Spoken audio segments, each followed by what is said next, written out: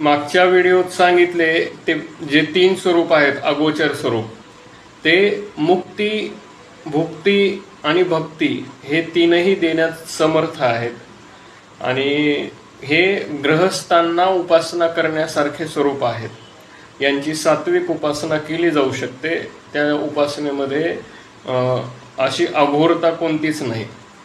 जसं सर्व कार्यसिद्धीसाठी महाकाल भैरव असतात.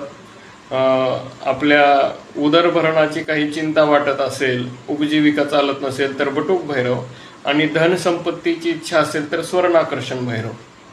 पण काही जणांना तांत्रिक विधी करायच्या असतात, जारण मारण स्तंभन इत्यादी क्रिया करायच्या असतात, त्यांच्यासाठी अष्टभैरव असतात. कर्णपिशाचिनी, वेताळ आणि अष्टभैरव हे एकमेकाला पूरक असे कामं करत असतात. तर कर्णपिशाचिनी वश केल्यानंतर कपाल भैरव, चंड भैरव हे या प्रकारचे वश करून आपल्याला कोणतीही कामं त्यांच्याकडून करून घेतात. पण या साधना अत्यंत उग्र असतात आणि त्या सहजासहजी सिद्ध होत नाहीत. म्हणून ग्रहस्थांनी आपला साधारण महाकाल भैरव यांचीच उपासना करावी, जी सोपी आणि फलदायक आहे. रामकृष्ण हरी.